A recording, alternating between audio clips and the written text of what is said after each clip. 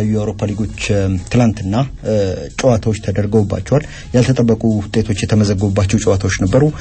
በእንግሊዝ ፕሪሚየር ሊግ ማንቸስተር ሲቲ ከብዙ መፈተን ጋር ከሜዳው ውጭ አሸንፎ ከመሪዎቹ ጋር ያለውን የነጥብ ልዩነት አጥብቧል። ከዛው በስፔን ላሊጋ የሊጉ መሪ የነበረው እስከ ትላንትና ድረስ ባርሴሎና ያልተጠበቀ ሽንፈት ከሜዳው ውጭ ገጥሞታል። በሴቪያ 4-1 ተሸንፈዋል። ለተጠባቂ የነበረው በጣሊያን ሴሪያ የዩቬንቱስ እና የሚላን ጨዋታ 0-0 ተጠናቋል። ከነዚህ ጨዋታዎች ጋር የተያዙ ያሉ ዝርዝር ጉዳዮችን ለመመልከት እንሞክራለን። በሌሎች ሊጎችም እንደዚሁ የተደረጉ ጨዋታዎችን በርግጥ ሌሎችንም ጨዋታዎች እንደዚሁ እናነሳለን። ትላንትና ግን ማንቸስተር ሲቲ ከሜዳው ውጭ ብሬንትፎርድን ባሸነፈ ጊዜ ፔፕ ጋርዲዮላ አንድ ታሪካዊ ቁጥር ላይ ደርሷል። አዲስ ክብረ ወሰንም አሻሽሏል በእንግሊዝ ፕሪሚየር ሊግ። በርግጥ እርሱ ወደ እንግሊዝ ፕሪሚየር ሊግ ከሄደ በኋላ የቀድሞው የነ ሰር አሌክስ ፈርጉሰን የነ አርሰን ቬንገር ክብረ ወሰኖች በጣም በቀላሉ ነው እየተሻሻሉ የሚገኙት በእርሱ እና በቡድኑ ማንቸስተር ሲቲ እና አሁንም ሌላ ክብረ ወሰን ትላንትና አሻሽሏል። ግን የተፈተነበት አይነት ጨዋታ ነበር። እንዲሁ በቀላሉ ያሸንፈዋል ተብሎ የታሰበው አይነት ጨዋታ ነበር፣ ግን ያልሆነም። ይህንንም ጨዋታ እንመለከታለን። የክሪስታል ፓላስ 19 ተከታታይ ጨዋታዎችን የፉክክር ጨዋታዎችን ያለመሸነፍ ጉዞ ትላንትና ተገቷል። አንጅ ፖስቴኮግሉና ኖቲንጋም ፎረስትም እንደው ውጤት እምቢ ብሏቸዋል። እስካሁን ድረስ ድል የሚባል ነገር ፖስቴኮግሉ ወደ ሲቲ ግራውንድ ስታዲየም ካቀኑ በኋላ አልገጠማቸውም ወይም እስካሁን ድረስ ማሸነፍ አልቻሉም። እነዚህና ሌሎችንም ጉዳዮች እናነሳለን። አድማጮቻችን ከወዲሁ ያደረጉት ስላሉት ተሳትፎ ስለ ሀሳብ አስተያየቶቻቸው ስለ ጥያቄዎቻቸው እናመሰግናለን። የእንግሊዝ ፕሪሚየር ሊግ የሰባተኛ ሳምንት ጨዋታዎች ትላንትናም እንደዚሁ ቀጥለው ተደርገው ነበር። 5 ጨዋታዎች ናቸው ትላንትና የነበሩት። ከነሱ መካከል ኒውካስል ዩናይትድ በሴንት ጄምስ ፓርክ ከኖቲንጋም ፎረስት ጋር ያደረገው ጨዋታ አንዱ ነው። ብሩኖ ጊማሬሽ እና ኒክ ቮልተማዳ ባገቧቸው ጎሎች ነው በኒውካስል ዩናይትድ ያሸነፈው። ብሩኖ ጊማሬሽ 58ኛው ደቂቃ ላይ በጣም አሪፍ የሚባል ጎል ነው ያስቆጠረው። ኒክ ቮልተማዳ ደግሞ ያገባው ጎል 84ኛው ደቂቃ ላይ ከፍጹም ቅጣት ምት የተገኘ ነው እና ብዙ ጊዜ ያልተለመደ አይነት የፍጹም ቅጣት ምት አመታት ነው። ይሄ ብዙ ጊዜ ሊመቱ ሲሉ ተጫዋቾች ወደ ኋላ ትንሽ ይንደረደራሉ ወይም ደግሞ ከዚህ ከኳሱ ትንሽ ራቅ ብለው ተንደርድረው ነው ኳሱን የሚመቱት። ያን ያክል መንደርደሪያ ክፍተት አልፈጠረም ለራሱ። ከዛ ባሻገር ብዙ ጊዜ ወይ መሬት አስይዘው ወይም ደግሞ ለመሬት ቀረብ ያለ ከፍታ ላይ ነው የሚመቱት ተጫዋቾች። ግን እሱ እንዴት ነው ከርቀት እንደሚመታና የግቡ አግዳሚና ቋሚ የሚገናኙበት በተለምዶ 90 ዲግሪ ላይ እንደምንለው አይነት ቦታ ላይ ነው እንግዲህ የፍጹም ቅጣት ምት ያን ያክል ሪስክ ተወስዶ የሚመታ አይነት አይደለም። ግን እርሱ በጣም ጥሩ የሚባል ቴክኒክ ተጠቅሞ ነው ያንን ኳስ ያስቆጠረው እና ኒክ ቮልተማዳ እንግዲህ ሶስተኛ ተከታታይ ጨዋታው ላይ ጎል አስቆጥሯል ኒውካስል ዩናይትድ። ይህን ደግሞ ያደረገው ለመጨረሻ ጊዜ የኒውካስል ዩናይትድ ብቻ ሳይሆን የሊጉም ይሄ ሄያው አጥቂ ተብሎ ሊጠቀስ የሚችለው የእንግሊዝ ፕሪሚየር ሊግ የስካሁን ከፍተኛ ጎል አስቆጣሪ የሆነው አለን ሺረር ነው። በኒውካስል ማሊያ 3 ተከታታይ የመጀመሪያ ጨዋታዎቹ ላይ ጎል ያገባውና ጀርመናዊ ረጅም አጥቂ የአለን ሺረርን ታሪክ ተጋርቷል።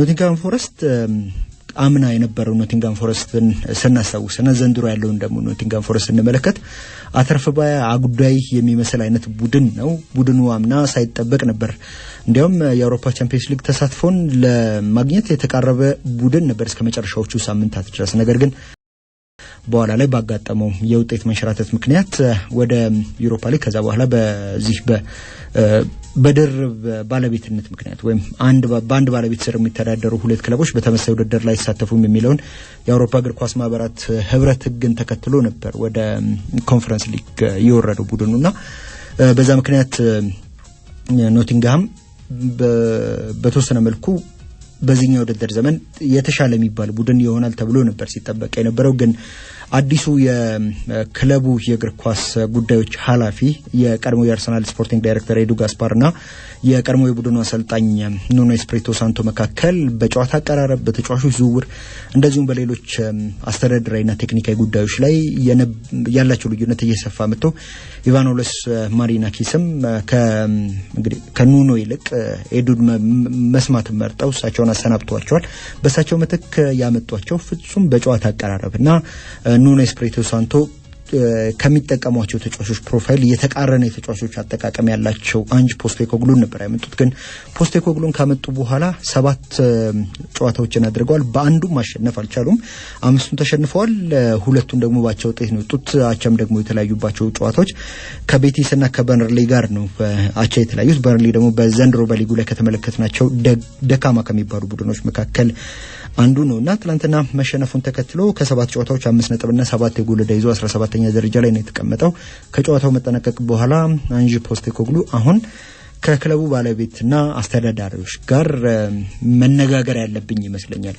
እዚህ የመጣሁት ይሄ ቡድኑን ለማሻሻል እንደገና ደግሞ በኖቲንጋም ፎረስትን በማሳደግ ውስጥ ያለን ፈተና ለመጋፈጥና ያንን ለማሸነፍ ነው እንጂ ይሄንን ጨዋታ ቤቴ ሶፋዬ ላይ ጋደም ብዬ ልመለከተው መችል ነበር። ግን ያ የኔ ተፈጥሮ አይደለም። ስለዚህ ነገሮችን እንዴት በፍጥነት ማስተካከል እንዳለብን ከክለቡ ኃላፊዎች ጋር መማከር ፈልጋለሁ የሚል አስተያየታቸውን ሰጥተዋል።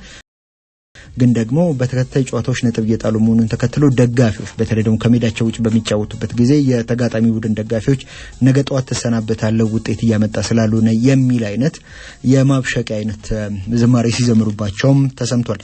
ኤቨርተን ከክሪስታል ፓላስ ጋር ያደረጉት ጨዋታ በኤቨርተን 2-1 አሸናፊነት ተጠናቋል። ኢልማን እንዳይ 76ኛው ደቂቃ እንደዚሁም ደግሞ ጃክ ግሪሊሽ መደበኛው የጨዋታ ክፍለ ጊዜ ተጠናቆ በተጨማሪ ባከነ ሰዓት ላይ ኤቨርተንን አሸናፊ ያደረጉ ጎሎችን ቢያገቡም ክሪስታል ፓላስ ነበር በጨዋታው ቀዳሚ የነበረው።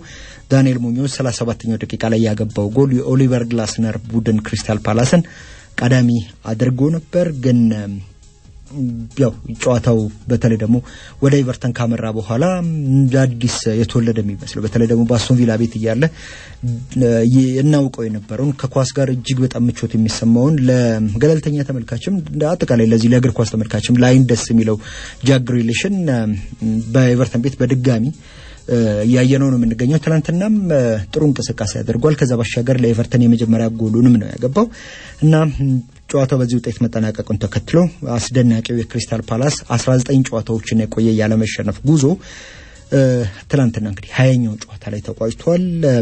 በ19 ጨዋታዎች እና ለፉክክር ጨዋታዎችን ነው እንጂ ለአዲስ ውድድር ዘመን ሲዘጋጁ ባደረጓቸው የአቋም መፍተሻ ጨዋታዎች ላይ ሽንፈት ገጥሟቸውም ያውቃሉ።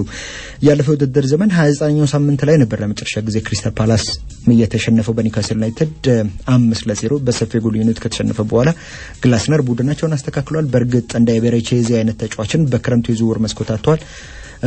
አንበላቸውንም እንደዚሁ ሊያጡ የሚችሉበት እድል ነበረ። ግን እርሱን ማርጌይን ካስቀሩ በኋላ አሁንም ቡድናቸው ጠንካራ ቡድን እንደሆነ ከትልልቆቹ ጋር በሚጫወቱበት ጊዜ በተለይ ፈታኝ ቡድን እንደሆነ እያስመሰከሩ ነው የሚገኙት። ጃክ ግሪሊሽ እንዳነሳ ነው በኤቨርተን መለያ የመጀመሪያ ጎሉን አግብቷል። ከዚህ ቀደም 4 አሲስቶችን አድርጎ የእንግሊዝ ፕሪሚየር ሊግ የወሩ ከፍተኛ ጎል አስቆጣሪ ተብሎ እንደነበረም ይታወሳል።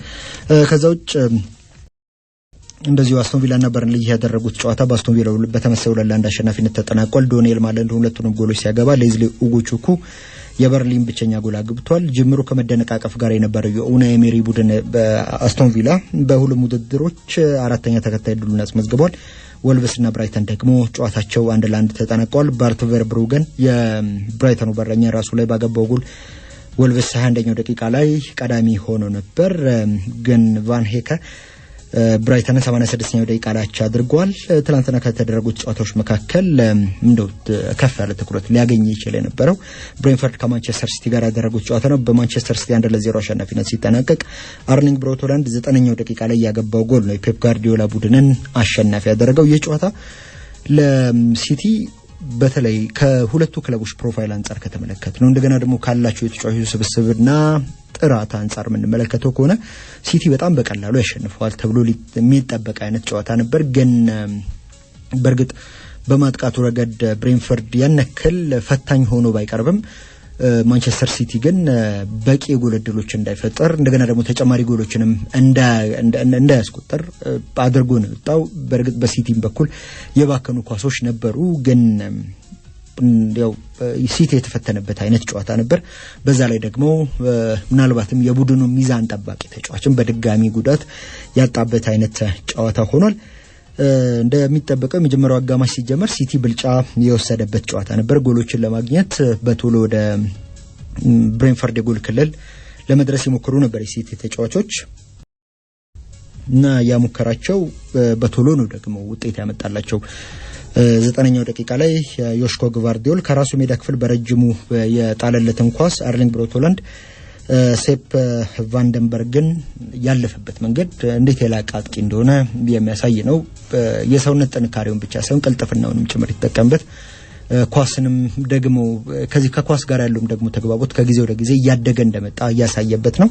በርግጥ በዚህኛው ውድድር ዘመን ከሌሎቹ ጊዜያት በበለጠ ሁኔታ ይበልጥ የቡድን ተጫዋች ሆኖም እየተመለከትነው ነው የምንገኘው። ሃላንድ ጎል ማስቆጠሩ ላይ ብቻ ሳይሆን የበረታው አጠቃላይ የዚህ ቡድን አጫወትም ላይ በተለይ በመከላከሉ በኩል ቡድኑን ማገዙ ላይም እንደዚሁ እየበረታ እንደሆነ እያየነው ነው የምንገኘው እና በ9ኛው ደቂቃ ላይ የጎል አስቆጥሮ ቡድኑ መሪ ያደረገ በርግጥ አሸናፊም ያደረገችው ጎል ማንቸስተር ሲቲ ነች። የጨዋታ ኳስ ቁጥጥርና ሙከራ ብልጫ የነበራቸው የሲቲ ተጫዋቾች ተጨማሪ ጎሎችን ለማግኘት ያደረጓቸው ሙከራዎች ነበሩ፣ ግን እነዛ ሙከራዎች ሳይሳኩ ቀርቷል። በተለይ ቲጃኒ ሬንደርስ ከዛ ባሻገር ፊል ፎደንም ያደረጓቸው ሙከራዎች ነበሩ፣ ግን ያው ጎሎች ወደ ጎልነት ሊቀየሩ አልቻሉም። 22ኛው ደቂቃ ላይ ግን ሮድሪ የሃምስትሪንግ ጉዳት አጋጥሞት የዚህ የታፋ ጡንቻ ጉዳት አጋጥሞት ከሜዳ ተቀይሮ ወጥቷል። ፊቱ ላይ ከፍ ያለ የሐዘንና የተስፋ መቁረጥ ስሜት ይነበብበት ነበር ተቀይሮ ሲወጣ ጉዳቱ ካጋጠመው በኋላና በቀጣይ የስፔን ብሔራዊ ቡድን ከሚያደርጋቸው ጨዋታዎች ውጭ መሆኑም ተረጋግጧል። ምን ያክል ጊዜ ከሜዳ ላይ ያረቀው እንደሚችል የተነገረ ነገር ባይኖርም ተጫዋቹ ግን ሬጉላር ወይም በመደበኝነት ከዚህ ቀደም የባሎን ዶር አሸናፊ እስኪሆን ድረስ ያ የነበረውን ድንቅ ብቃቱን ሊያሳይ እንደሚቸገር በተደራራቢ ጉዳቶች ምክንያት በኮዲሁ መናገር የሚቻል ይመስለኛል። ደግሞ ያጋጠሙት የሚገኙት ጉዳቶች ሜዳ ላይ ለግብ ጠባቂዎች ሳይሆኑ ሜዳ ላይ ለሚንቀሳቀሱ ብዙ አካላዊ ንክኪዎች ያሉባቸው የጨዋታ እንቅስቃሴዎች ውስጥ ለሚሳተፉ እንደ ሮድሪ ላሉ የተከላካይ አማካይ ስፍራ ተጫዋቾች ብዙ ሜዳ ማካለል ለሚጠበቅባቸው አይነት ተጫዋቾች ፈታኝ የሚባሉ ናቸው። ከዚህ ቀደም የጉልበት ጅማት መበጠስ ጉዳት ገጥሞት ለበርካታ ወራት ከሜዳ ከጨዋታ ርቀው እንደነበርና አሁንም ያንን ፎርሙን የቀደመው ፎርሙን ማግኘት እንዳልቻለ እናውቃለን። ከዛ ከሮድሪ መውጣት በኋላ የማንቸስተር ሲቲ ተጫዋቾች ጨዋታውን የጀመሩበት ግለትና ፍጥነት እየቀዘቀዘ ሲሄድም ስንመለከት ነበር። ግን ያው በዚህ የጨዋታ ቁጥጥር ብልጫቸውን አላጡም ነበር እስከ መጀመሪያው አጋማሽ መጠናቀቅ ድረስ። ሁለተኛው አጋማሽ ከመጀመሪያው አስቀድሞ ሲቲ የመጀመሪያውን አጋማሽ ሲያጠናቀቅ 73% የኳስ ቁጥጥር 9 ሙከራዎች ከነዚህ መካከል 4ቱ ኢላማቸውን የጠበቁ ሙከራዎችን አድርጎ ነበር። ብሬንፈርድ ግን አንድ ሙከራ ብቻ ነው ያደረገው። ሁለተኛው አጋማሽ ሲቲ ይበልጥ ጨዋታውን መቆጣጠርና ውጤቱን ማስጠበቅ የሚመስል የጨዋታ አቀራረብ ነበር የነበረው። ብሬንፈርድ ጥራት ባይኖራቸው እድሎችን ለመፍጠር ሞክሯል፣ ግን እነዛ ተፈጠሩ እንኳን ብለን የምናስባቸው እድሎች ኢላማቸውን የጠበቁ ሙከራዎች ሲሆኑ ጂያንሉዊጂ ዶናሩማ እንደዚህ በቀላሉ ሲያደናቸው ተመልክተን፣ በተለይ ደግሞ በመጨረሻዎቹ ደቂቃዎች ላይ ብሬንፈርድ ጥቂት ጫና ለመፍጠር ሞክሮ ነበር። ሲቲ ከነችግሮቹ እንግዲህ ጨዋታውን 1-0 ማሸነፉን ተከትሎ ያልተሸነፈባቸውን ጨዋታዎች ቁጥር 7 አድርሷል። ተከታታይ 7 ጨዋታዎችን ሳይሸነፍ ነው እየተጓዘ የሚገኘው በሁሉም ውድድሮች። አርሊንግ ብራውት ሃላንድ 9ኛ የሊግ ጎሉ ላይ ሲደርስ አጠቃላይ ለሲቲ በዚህ ውድድር ዘመን ባደረጋቸው 9 ጨዋታዎች 12ኛ ጎሉ ነው ትናንትና ያገባው። ፔፕ ጋርዲዮላ ደግሞ አዲስ ታሪክ ጽፏል ስንል ነበር አይደል መግቢያችን ላይ። በጥቂት ጨዋታዎች 250ኛ የእንግሊዝ ፕሪሚየር ሊግ ድል ያስመዘገበ አሰልጣኝ በመሆን ከዚህ ቀደም በሰር አሌክስ ፈርጉሰን ተይዞ የነበረውን ክብረ ወሰን አሻሽሏል። ፔፕ 250 የሊግ ድሎችን ለማግኘት አጠቃላይ የፈጀበት ጨዋታዎች ቁጥር 349 ብቻ ነው። ሰር አሌክስ ፈርጉሰን ደግሞ 404 ጨዋታዎች ያስፈልጓቸው ነበርና በዚህ ምክንያት ነው አዲስ ክብረ ወሰን ያስመዘገበውና ከጨዋታው መጠናቀቅ በኋላ ስለዚህ ተጠይቆ በፈርጉሰንና አርሰን ቬንገርን እራት ጋብዛቸዋለሁ አዲሱን ያው የነሱን ክብረ ወሰን ማሻሻልን ተከትሎ በሚል ያው ቀልዱ ለማለፍ ሞክሯል። እና ትላንትና ማንቸስተር ሲቲ ጨዋታውን ማሸነፉን ተከትሎ አሁን ከሊጉ መሪ ከአርሰናል ጋር ያለውን ልዩነት ወደ 3 ነጥብ አጥብቦ 5ኛ ደረጃ ላይ መጥቷል። አርሰናል ሊጉን ከ7 ጨዋታዎች በኋላ በ16 ነጥቦች ሲመራ፣ ሊቨርፑል በ1 ነጥብ አንሶ ሁለተኛ፣ ቶተንሃምና ቦርንመዝ እኩል 14 ነጥቦች አሏቸው። ማንቸስተር ሲቲ 13 ነጥቦችን ይዘው ከ1 እስከ 5 ያለው ደረጃ ላይ ሆነው ነው ወደ አገራት የማጣሪያ ውድድሮች ተጫዋቾቻቸውን በብሔራዊ ቡድን የሚመረጡ ተጫዋቾቻቸውን የሚልኩት። በሌሎች ሊጎችም እንደዚሁ ጨዋታዎች ነበሩ። በስፔን ላሊጋ 8ኛ ሳምንት አላቬስና ኤልቼ ያደረጉት ጨዋታ በአላቬስ 3-1 አሸናፊነት ሲጠናቀቅ፣ ሴቪያ በሜዳው ባርሴሎናን ገጥሞ 4-1 አሸንፏል። ያልተጠበቀ ውጤት ነበር።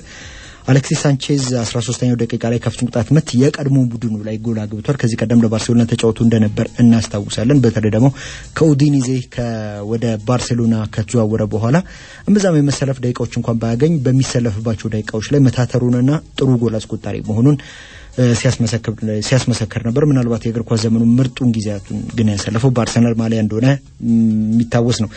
ኢሳክ ሮሜሮ 36ኛው ደቂቃ፣ ሆዜ ካርሞና 90ኛው ደቂቃና ጭማሪው ሰዓት እንግዲህ መደበኛው የጨዋታ ክፍለ ጊዜ ተጠናቆ በተጨማሪ ባከነ ሰዓት ኦኮር አዳምስ ባገባው ጎል ነው እንግዲህ ሴቪያ